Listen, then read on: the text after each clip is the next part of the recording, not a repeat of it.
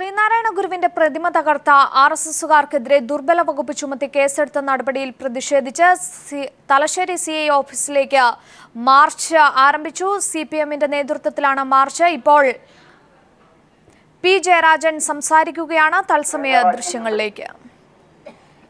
ആ ഓണാഘോഷ പരിപാടി 187 സ്ഥലത്ത് നടന്നപ്പോ 186 സ്ഥലത്ത് നടന്ന പരിപാടിയെ സംബന്ധിച്ചും ഒരു പരാതിയും ആർക്കും ഉന്നയിക്കാൻ പറ്റിയില്ല. ആദ്യം ചില മാധ്യമങ്ങൾ പ്രചരിപ്പിച്ചത് ഇതാ ബാലസംഘം ശ്രീകൃഷ്ണ ജയന്തി ഘോഷയാത്രകൾ നടത്താൻ വേണ്ടി പോകുന്നു എന്നാണ്. ബാലസംഘം ശ്രീകൃഷ്ണ ജയന്തി ഘോഷയാത്രയല്ല. ബാലസംഘം നടത്തിയ പരിപാടിയിൽ എന്തൊക്കെയാണ് ഉള്ളത് നിങ്ങളൊക്കെ കണ്ടതല്ലേ. മഹാത്മാഗാന്ധിയെ വെടിവെച്ചു കൊന്ന സംഭവം മുതൽ ഏറ്റവും ഒടുവിൽ മഹാരാഷ്ട്രയിൽ ബാംഗ്ലൂരില് മുൻ യൂണിവേഴ്സിറ്റി വൈസ് ചാൻസലറായിരുന്ന കലാബുർഗിയെ 77 വയസ്സുകാരനായിട്ടുള്ള കലാബുർഗിയാണ് ഒരു RSSകാരൻ വെടിവെച്ചു കൊന്നത്. എന്നിട്ട് സംഘപരിവാരത്തിലെ ഒരു പ്രസ്ഥാനം ഉണ്ടല്ലോ, അതിന്റെ പേരാണ് ബജ്രംഗ് ദൾ. അതിന്റെ ഒരു വിദ്വാൻ ട്വിറ്ററിൽ ട്വീറ്റ് ചെയ്തല്ലോ, ഹിന്ദുയിസത്തെ കളിയാക്കിയാൽ ഏതൊരു പട്ടിക്കും ഇതായിരിക്കും അനുഭവം. ഏത് 77 വയസ്സുകാരനായിട്ടുള്ള ഒരാളെ വെടിവെച്ചു കൊല്ലുക. 8 വയസ്സുകാരനായിട്ടുള്ള ഫഹദിനെ കൊലപ്പെടുത്തിയ കാര്യം ഞാൻ പറഞ്ഞല്ലോ.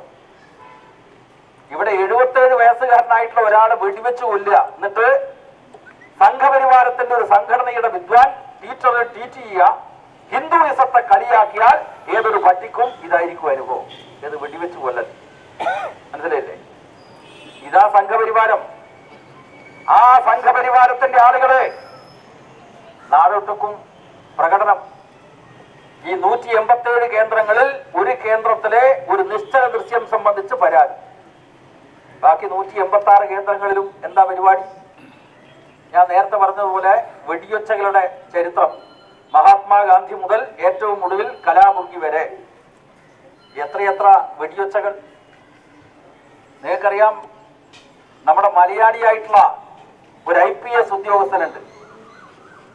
പേരുകെട്ട ഉദ്യോഗസ്ഥനായി മാറിയിട്ടുള്ള ആളാണ് അദ്ദേഹം. ഈ നരേന്ദ്രമോദി ഗുജറാത്തിന്റെ മുഖ്യമന്ത്രിയായിരുന്ന ഘട്ടത്തിൽ ഇന്റലിജൻസ് ADGP ആയിരുന്നു. അദ്ദേഹത്തിന്റെ പേരാണ് ശ്രീകുമാർ. മലയാളിയാണ്. ആ ശ്രീകുമാർ ഇപ്പൊ വേട്ടയാടപ്പെടുകയാണല്ലോ. എന്തിനെ? ആ ഗുജറാത്തിലെ BJP ഭരണം ആ സംസ്ഥാനത്ത് വർഗീയമായിട്ടുള്ള കലാപങ്ങളും സംഘർഷങ്ങളും ഉണ്ടാക്കാൻ വേണ്ടി ശ്രമിച്ചതിന്റെ കൃത്യമായ തെളിവുകളുമായി കോടതിയുടെ മുമ്പ് എത്തിയതിന്റെ പേരിലാണ്.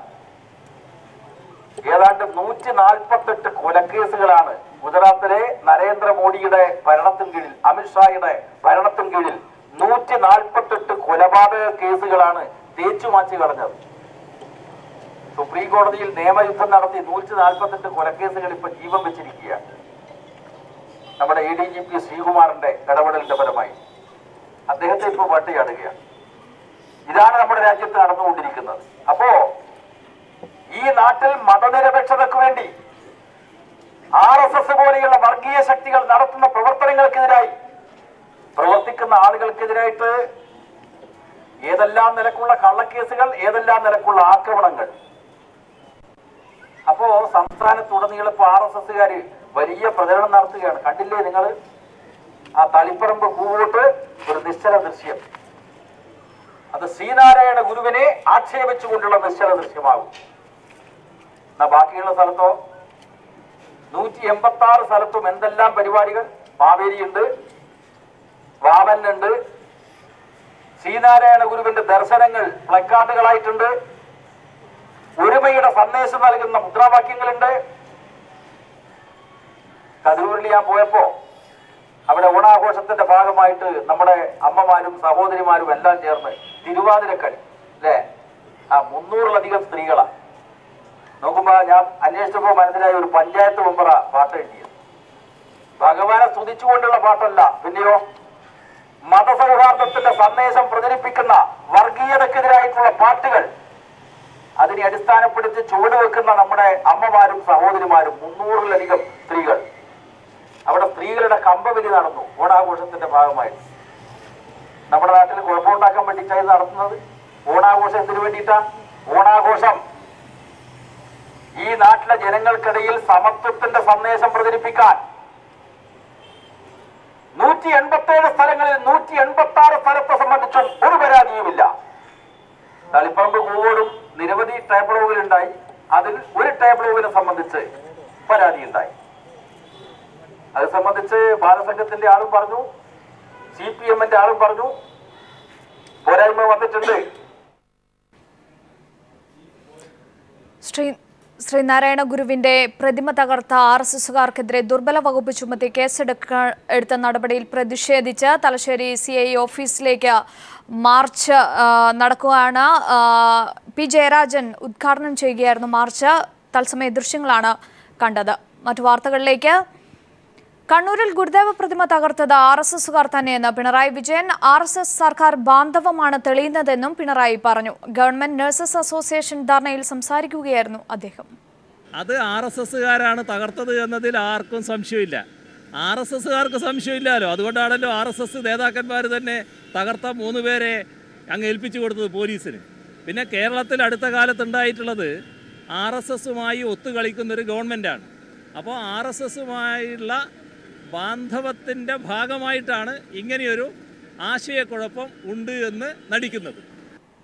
വയനാട് പുൽപ്പള്ളി അമരക്കുനി SNDP ശാഖ ഓഫീസിന് നേരെ അജ്ഞാതരുടെ ആക്രമണം. ഇന്നലെ രാത്രിയായിരുന്നു ശാഖാമന്ദിരത്തിന്റെ ചില്ലുകളും കൊടിമരവും അജ്ഞാതർ തകർത്തത്. സംഭവത്തിൽ ആർക്കെതിരെയും ആരോപണം ഉന്നയിക്കുന്നില്ലെങ്കിലും ശക്തമായ പ്രതിഷേധമുണ്ടെന്ന് SNDP അമരക്കുനി ശാഖാ യോഗം അറിയിച്ചു. ആക്രമണം നടത്തിയവരെ കണ്ടെത്തണമെന്നാവശ്യപ്പെട്ട് CPIM-ഉം അമരക്കുനിയിൽ പ്രതിഷേധ പ്രകടനം നടത്തി.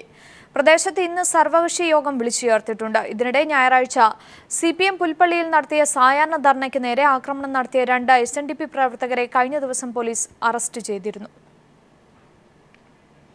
മുഖ്യമന്ത്രിയുടേത് ചോര കുടിക്കുന്ന കുറുക്കന്റെ തന്ത്രമെന്ന വെള്ളാപ്പള്ളി നടേശൻ. CPM-നെതിരായ പ്രതിഷേധം തുടരാൻ ആഗ്രഹിക്കുന്നില്ലെന്നും വെള്ളാപ്പള്ളി പറഞ്ഞു. CPIM നിലപാടിന് ശേഷം SNDP തീരുമാനമെടുക്കുമെന്നും വെള്ളാപ്പള്ളി വ്യക്തമാക്കി. ഇത് ശരിയല്ല എന്ന് തൻ്റെ അടുത്തോടുകൂടി പറയാൻ കമ്മ്യൂണിസ്റ്റ് പാർട്ടിക്ക് എൻ്റെ ആർജവം കാണിക്കണം. ഞങ്ങളാണോ തെറ്റ് കാണിച്ചാൽ ഞങ്ങൾ മാപ്പ് പറയാലോ. AKG സെന്റർ ആഫീസിൽ നിന്ന് പറഞ്ഞാൽ മാപ്പ് പറയാലോ. മാത്രമല്ല, വേണ്ടി വന്നാൽ എന്ത് നഷ്ടപരിഹാരം ഉണ്ടായതോ ഞങ്ങളുടെ ചിലവിൽ അവിടെ പോയി കെട്ടിക്കൊടുത്ത് മാപ്പ് പറയുന്നതാണ്. അങ്ങനെയുണ്ട്. അപ്പോഴാണ് വലിയ ഉണ്ടാകുന്നത്. CPIM സംസ്ഥാന സെക്രട്ടേറിയറ്റ് യോഗം തിരുവനന്തപുരത്ത് ആരംഭിച്ചു. RSSും SNDPയും CPIM-നെതിരെ നടത്തുന്ന ആക്രമണം യോഗത്തിൽ ചർച്ച ചെയ്യുമെന്നാണ് സൂചന. തദ്ദേശ സ്വയംഭരണ സ്ഥാപനങ്ങളിലേക്കുള്ള തെരഞ്ഞെടുപ്പ് ഉൾപ്പെടെ ആനുകാലിക വിഷയങ്ങളും ചർച്ചയാകും. ബീഹാർ നിയമസഭാ തെരഞ്ഞെടുപ്പ് തീയതികൾ പ്രഖ്യാപിച്ചു. ഒക്ടോബർ 12-ാം തീയതി മുതൽ 5 ഘട്ടമായി തെരഞ്ഞെടുപ്പ് നടക്കും. നവംബർ 8-നാണ് വോട്ടെണ്ണൽ. തെരഞ്ഞെടുപ്പ് പെരുമാറ്റച്ചട്ടം ഇന്നു മുതൽ നിലവിൽ വന്നു. നരേന്ദ്രമോദി നയിക്കുന്ന NDA സഖ്യവും നിതീഷ് കുമാർ ലാലു സഖ്യത്തിലുള്ള ജനതാ പരിവാർ സഖ്യവും തമ്മിലാണ് ശക്തമായ മത്സരം.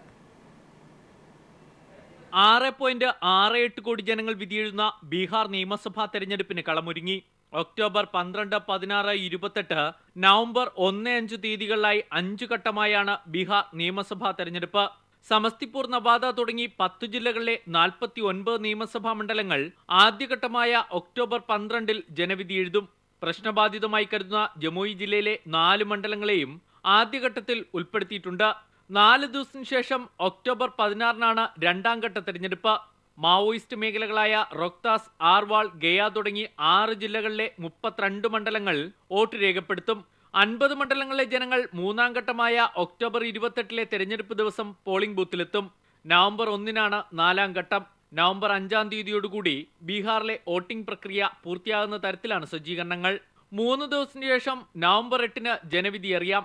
243 നിയമസഭാ മണ്ഡലങ്ങളാണ് ബീഹാറിലുള്ളത്. നരേന്ദ്രമോദി നയിക്കുന്ന NDA സഖ്യവും നിതീഷ് ലാലു സഖ്യം നയിക്കുന്ന ജനതാ പരിവാർ സഖ്യവും തമ്മിലാണ് പ്രധാന മത്സരം. 6 ഇടതു പാർട്ടികളും സംയുക്തമായി മത്സരരംഗത്തുണ്ട്. ലാലു നിതീഷ് സഖ്യത്തിനൊപ്പം 40 സീറ്റിൽ കോൺഗ്രസും ഒരു കൈ നോക്കുന്നു. News bureau, Delhi. Tomin J തച്ചങ്കരിയെ കൺസ്യൂമർ ഫെഡ് MD സ്ഥാനത്ത് നിന്ന് മാറ്റി. തച്ചങ്കരിക്ക് ട്രാൻസ്പോർട്ട് കമ്മീഷണറായി പുതിയ പദവി നൽകും. മന്ത്രിസഭാ യോഗത്തിലാണ് ഈ തീരുമാനം. നിലവിലുള്ള ട്രാൻസ്പോർട്ട് കമ്മീഷണർ R. ശ്രീലേഖ 3 മാസം അവധിയിലാണ്. തച്ചങ്കരിയെ KMMRL MD ആക്കാനുള്ള മുഖ്യമന്ത്രിയുടെ നീക്കം കുഞ്ഞാലിക്കുട്ടി ഇടപെട്ട് തടഞ്ഞതായാണ് സൂചന. S. രത്നകുമാറാണ് കൺസ്യൂമർ ഫെഡിന്റെ പുതിയ MD. കൺസ്യൂമർ ഫെഡിന്റെയും മാർക്കറ്റ് ഫെഡിന്റെയും മാനേജിംഗ് ഡയറക്ടർ സ്ഥാനത്ത് നിന്ന് ടോമിൻ ജെ തച്ചങ്കരിയെ മാറ്റാനാണ് മന്ത്രിസഭാ തീരുമാനം. തച്ചങ്കരിയെ മാറ്റണമെന്ന നിലപാടിൽ സഹകരണ മന്ത്രി CN ബാലകൃഷ്ണൻ ഉറച്ചുനിന്നു. പകരം KMML MD ആക്കണമെന്ന് നിർദ്ദേശം വന്നെങ്കിലും വ്യവസായ മന്ത്രി PK കുഞ്ഞാലിക്കുട്ടി താൽപ്പര്യം പ്രകടിപ്പിച്ചില്ല. ട്രാൻസ്പോർട്ട് കമ്മീഷണറായാണ് പുതിയ നിയമനം. കൺസ്യൂമർ ഫെഡിന്റെ ചെയർമാൻ ജോയ് തോമസും മന്ത്രി CN ബാലകൃഷ്ണനും ഉൾപ്പെടെയുള്ളവരുടെ അഴിമതി ചൂണ്ടിക്കാണിച്ച് റിപ്പോർട്ട് നൽകിയതോടെയാണ് തച്ചങ്കേരി തെറിച്ചത്. അതേസമയം തച്ചങ്കേരിയുടെ റിപ്പോർട്ട് കിട്ടിയിട്ടില്ലെന്നായിരുന്നു മുഖ്യമന്ത്രിയുടെ പ്രതികരണം. എനിക്കങ്ങനെ ഒരു ഇത് കിട്ടിയതായിട്ട് ഓർക്കുന്നില്ല. അദ്ദേഹം എന്നോട് പറഞ്ഞിട്ടില്ല. വിവരങ്ങൾ കിട്ടിയാൽ അതിന്മേലുള്ള നടപടി ഉണ്ടാകും. അഴിമതി ഒരിടത്തും അംഗീകരിക്കുന്ന പ്രശ്നമേ ഇല്ല. അപ്പോൾ അത് സംബന്ധിച്ച് വ്യക്തമായിട്ടുള്ള ഇത് വന്ന് ഇത് എടുക്കും.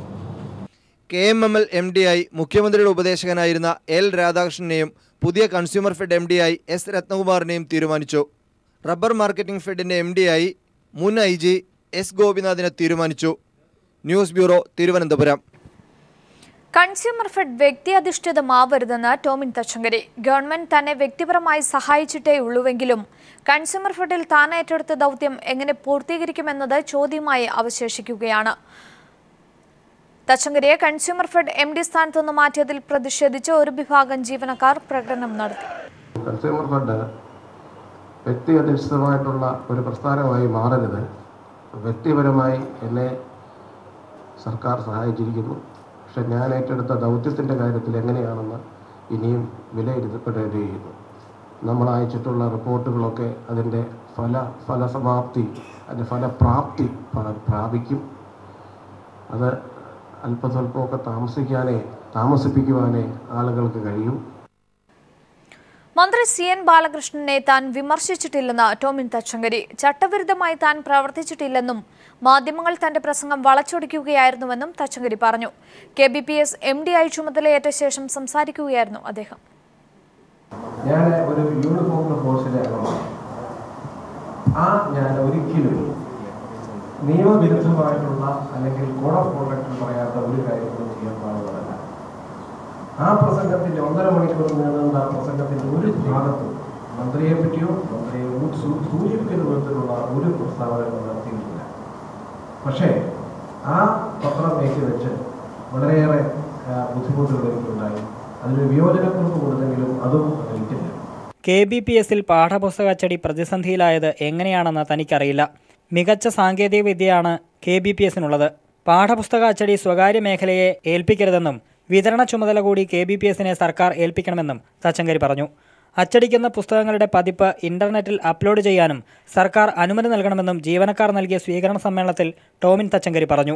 ഇതിനോടുള്ള സോഫ്റ്റ് കോപ്പി, അതായത് ഇതിന്റെ ഇന്റർനെറ്റ് കോപ്പികളുടെ അവകാശവും കൂടി, അതല്ലെങ്കിൽ അത് ക്രിയേറ്റ് ചെയ്യുന്നതിനും അത് വെബിൽ അപ്ലോഡ് ചെയ്യുന്നതിനും അതിനുള്ള മറ്റ് നടപടിക്രമങ്ങളും KBPSനെ ഏൽപ്പിക്കണം എന്നുള്ള ഒരു പുതിയ ആവശ്യം കൂടിയാണ് ഞാനിപ്പോൾ ഈ MD ആയിട്ട് വന്നപ്പോൾ എനിക്കിപ്പോൾ ഗവൺമെന്റിന് വയ്ക്കാനുള്ളത്. രാവിലെ 10:30ഓടെയാണ് ടോമിൻ തച്ചങ്കരി KBPSൽ MD ആയി ചുമതലയേറ്റത്. News bureau, Kochi. ലൈറ്റ് മെട്രോയിൽ കേന്ദ്രത്തിനയച്ച കത്ത് പിൻവലിച്ച് സംസ്ഥാനം പുതിയ കത്ത് നൽകും. DMRC ഒഴിവാക്കി സംസ്ഥാനം അയച്ച കത്ത് പീപ്പിൾ TV പുറത്തുവിട്ടിരുന്നു. അതേസമയം പുതിയ കത്തിലും DMRCയുടെ ചുമതല വ്യക്തമാക്കില്ല. ലൈറ്റ് മെട്രോയിൽ സംസ്ഥാനം കേന്ദ്രത്തിനയച്ച കത്തിൽ അവ്യക്തതയുണ്ടെന്ന് പീപ്പിൾ TV റിപ്പോർട്ട് ചെയ്തിരുന്നു. പദ്ധതിക്ക് ഭരണാനുമതി നൽകാതെയാണ് കേന്ദ്രവിഹിതം ആവശ്യപ്പെട്ട് കത്തയച്ചത്. DMRCയെ കൺസൾട്ടന്റ് ആക്കിയുള്ള തീരുമാനവും കത്തിൽ നിന്ന് ഒഴിവാക്കിയിരുന്നു. ഈ കത്ത് പുതുക്കി അയക്കാനാണ് മന്ത്രിസഭാ തീരുമാനം. നേരത്തെ അയച്ച കത്ത് മോഡിഫൈ ചെയ്തുകൊണ്ടാണ് ഈ 2 ആവശ്യങ്ങൾ ഭരണാനുമതി നൽകിക്കൊണ്ട് ഇൻ പ്രിൻസിപ്പൽ അംഗീകാരം തേടിക്കൊണ്ടുള്ള കത്തയക്കുന്നത്. ഇൻ പ്രിൻസിപ്പൽ അനുമതി കേന്ദ്ര ഗവൺമെൻറ് തന്നു കഴിഞ്ഞാൽ ബാക്കി പ്രോജക്റ്റ് നടപ്പിലാക്കുന്നതിന് ആവശ്യമായിട്ടുള്ള തീരുമാനങ്ങൾ എടുക്കുന്നതാണ്. അതേസമയം പുതിയ കത്തിലും DMRCയുടെ പേര് പരാമർശിക്കില്ല. ടെൻഡർ വിളിക്കാതെ DMRCക്ക് കരാർ നൽകുന്നത് ചട്ടവിരുദ്ധമാണെന്ന പൊതുമരാമത്ത് വകുപ്പ് മന്ത്രിയുടെയും ചില ഉദ്യോഗസ്ഥരുടെയും എതിർപ്പിന്റെ സാഹചര്യത്തിലാണ് തീരുമാനം. കേന്ദ്രം തത്വത്തിലുള്ള അനുമതി നൽകിയതിനു ശേഷം കൺസൾട്ടന്റിനെ തീരുമാനിച്ചാൽ മതിയെന്നാണ് മന്ത്രിസഭാ തീരുമാനം. MR സജേഷ്, തിരുവനന്തപുരം. ബംഗ്ലാദേശ് എക്കെതിരായ ഏകദിന പരമ്പരയ്ക്കുള്ള ഇന്ത്യ A ടീമിനെ പ്രഖ്യാപിച്ചു. സഞ്ജു വി സാംസൺ ടീമിൽ സ്ഥാനം നിലനിർത്തി. 3 ഏകദിന മത്സരങ്ങളടങ്ങിയ പരമ്പരയ്ക്കുള്ള ടീമിനെ ഉന്മുഖ് ചന്ദാണ് നയിക്കുക. ഈ മാസം 16, 18, 20 തീയതികളിൽ ബംഗളൂരുവിലാണ് 3 ഏകദിന മത്സരങ്ങളും നടക്കുന്നത്. ഒരു ത്രിദിന മത്സരവും ഇന്ത്യ A ബംഗ്ലാദേശിനെതിരെ കളിക്കും. ത്രിദിന മത്സരത്തിനുള്ള ടീമിനെ നയിക്കുന്നത് ശിഖർ ധവാനാണ്. ഈ ടീമിൽ സഞ്ജുവിനെ ഉൾപ്പെടുത്തിയിട്ടില്ല.